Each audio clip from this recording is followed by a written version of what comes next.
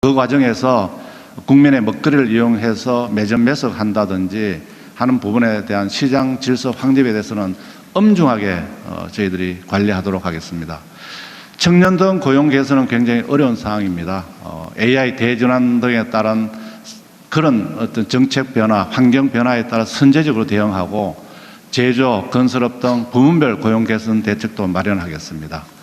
외환시장은 7월 6일 24시간 외환시장을 개방했습니다. 외환시장 리스크 관리에 중점을 주도록 하겠습니다. 주거 안정을 위해서 금주에 3일간 관계 장관들이 시장의 목소리를 듣습니다. 이를 바탕으로 주거 안정 대책을 촘촘히 마련하도록 하겠습니다. 중동 정쟁을 겪으면서 공급망에 대한 이슈가 굉장히 와닿습니다. 우선적으로는 국내 생산을 촉진하기 위해서 국내 생산세 공제 제도를 새로 도입하겠습니다. 국내 비축도 확대하고 해외 생산 수입 다변화도 하겠습니다. 그 이외에도 조기 경보 대응 시스템을 구축해서 적극적인 대응을 하도록 하겠습니다. 다음입니다. 두 번째, 잠재 성장률 3% 달성을 위해서 총력을 기울이겠습니다. 3대 메가 프로젝트는 세제, 국고, 공공 등 전방위 지원을 통해서 속도전 그리고 총력전을 다하도록 하겠습니다. 전략경제자문단을 운영해서 선도 프로젝트를 개발해서 초혁신 경제를 달성하겠습니다. 국가전략기술 미래에너지 분야의 SMR을 추가하는 등 3대 메가 프로젝트의 에너지 지원을 하고 그리고 한국형 녹색 대전환을 위해서 탄소 정책을 추진하도록 하겠습니다. KIC의 전략투자 계정을 신설해 종합형 국부펀드로 확대해서 장기 인내 자본을 제공하겠습니다.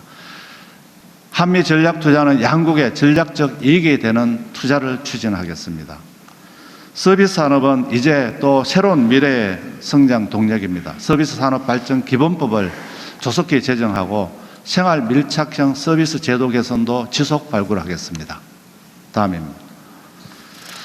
양극화 대응은 세 번째 또 중점을 두고 있는 과제입니다. 지난번 7월 13일 청년 대책을 발표한 바가 있기 때문에 청년 대책에 대해서는 20만 명의 청년 교육, 30만 개의 청년 일자리, 그리고 청년 주거, 그리고 청년 자산 형성을 위한 청년형 IS 출시를 내년에 하도록 하겠습니다. 소상공인 중소기업에 대해서는 역량 강화가 중요합니다. 그래서 중소기업은 성장하는 중소기업에 대해서 세제 지원 등을 강화해서 성장을 할 수 있도록 하고 소상공인들에 대해서는 유망 아이디어의 사업화 패키지 등 성장하는 그런 소상공인을 육성하도록 하겠습니다. 저소득층 근로 가구에 대해서는 소득 요건 그리고 직업액 등을 완화하는 EITC 기준을 합리화하도록 하겠습니다. 다음입니다. 네 번째는 한국경제 글로벌 위상 제고를 하겠습니다. 외환시장 24시간 개방해서 역외 외환거래 시장을 조성했습니다. 야간 유동성 공급 체계를 구축해서 원화의 활용성을 제고하겠습니다. 이 과정에서 나타나는 다층적 리스크도 관리하겠습니다. 해외 투자자들에게는 대한민국의 경제를 제대로 알리도록 하겠습니다. 정상회담 경제 분야 MOU 이행은 재경부가 앞장서서 챙기도록 하겠습니다. 그리고 중동 전쟁 이후의 프로젝트 발굴도 적극적으로 대응하도록 하겠습니다. 이를 위해서 K개발 금융을 민간까지 포함해서 지원토록 하겠습니다. AI 시대 때 대비해서 주요 국제기구들이 참여하는 글로벌 AI 허브 조성을 추진하겠습니다. 다섯 번째, 속도감 있는 조세 재정 공공개혁을 추진하도록 하겠습니다. 조세 지출 원점 재검토, 부동산 세제를 합리화하고 가업 상속 공제 제도 등 과세 형평을 제고하며 생산적 금융 IS 등 생산적 금융을 지원하는 조세 개혁을 하도록 하겠습니다. 국고금, 국채, 국유재산을 AI를 활용하고 또 블록체인을 접목해서 세계 최고의 국고 국유재산 관리가 이루어지도록 하겠습니다. 국가자산은 더 이상 보유하거나 관리의 대상이 아닙니다. 가치를 창출하는 노력을 최대한 해서 국가 부를 창출하도록 하겠습니다. 공공개혁은 구조혁신, AI 활용 그리고 안전관리 등을 통해서 공공기관이 세계의 모범이 되는 기관으로 만들도록 하겠습니다. 계약제도는 혁신기술 제품의 수요를 창출하는 혁신 조달을 하도록 하겠습니다. 여섯 번째, 지방주도 성장에 총력 지원하도록 하겠습니다. 조만간 5억 3턱 성장 엔진을 발굴하고 재정, 금융, 세제, 규제, 기술, 인재, 인프라 등 7대 패키지를 종합해서 지원하도록 하겠습니다. 지방의 혁신 투자를 위해서 기업혁신 민간지원협의체를 5억 3턱을 지원하는 민간협의체로 확대 개편하는 방안을 검토하도록 하겠습니다. 지역의 수출도 지원토록 하겠습니다. 비수도권의 공공조달에 대해서는 지방 우대를 하고 기업 근로자 그리고 지방에 대해서는 우대하는 세제 3동 패키지를 마련해서 지원토록 하겠습니다. 그리고 경영평가에 있어서 공공기관들의 지역 기여도도 반영토록 하겠습니다. 일곱 번째는 공정하고 원칙이 바로선 경제 질서를 확립토록 하겠습니다. 매점 매석을 금지하고 할당과세 제도 악용을 방지하는 등 법 질서를 확립하고 국유재산 무산, 점유, 건절 그리고 정관 유착 방지 등 부당 이득을 차단하겠습니다. 공공공사 발주 체계를 개편하고 공무직 채우 개선을 하는 등 불합리한 관행을 타파하도록 하겠습니다. 사업장의 안전관리 등 중대재해도 근절되도록 최선의 노력을 하도록 하겠습니다. 이렇게 7대 과제 이외에 하나가 더 있습니다. 재정경제부는 스마트하고 효율적인 일하는 부처로서 성과를 반드시 창출하도록 하겠습니다. 재경부 업무에 에이전틱 AI를 통한 업무 효율화를 달성하도록 하겠습니다. 국민들과의 소통을 위해서 재정경제부 TV를 개선하는 등 뉴미디어 기반 양방향 소통을 강화하겠습니다. 직원들이 고생하는 만큼 성과는 확실하게 보장하도록 하겠습니다. 다음입니다. 다음은 국세청 보고를 드리도록 하겠습니다. 국세청은 체납관리단을 통한 혁신을 추진하고 있습니다. 잠깐만.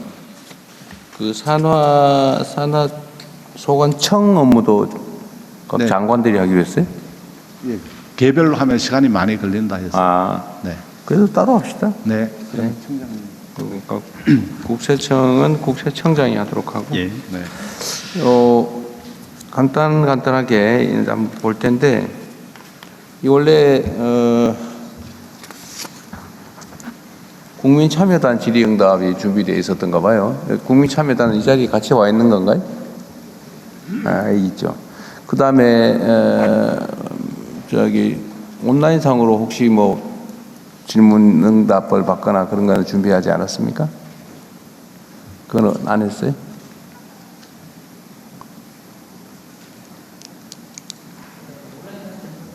이거 어디 중계되고 있을 거 아니에요? 지금부터 준비를 누가 좀 하세요.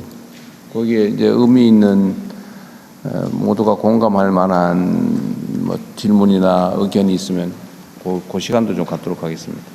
예, 어디 혹시 기조실장이나 누가 어느 분이 그 모니터링해서 요약해서 중간중간 좀 이렇게 정리해서 소개할 수 있도록 준비해 주시기 바랍니다.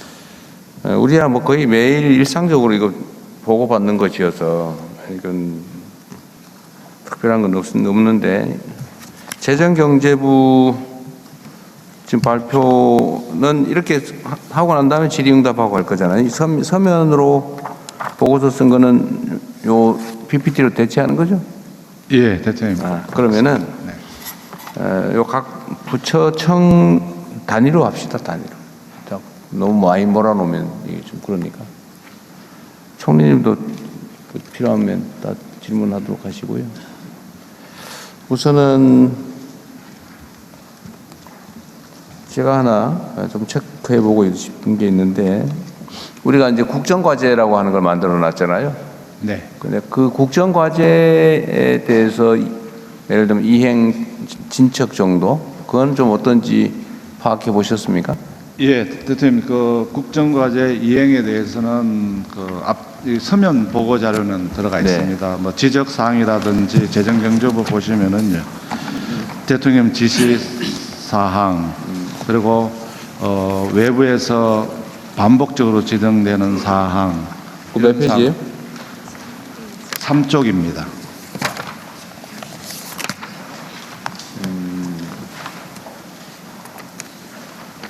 지금 네. 아, 그렇군요.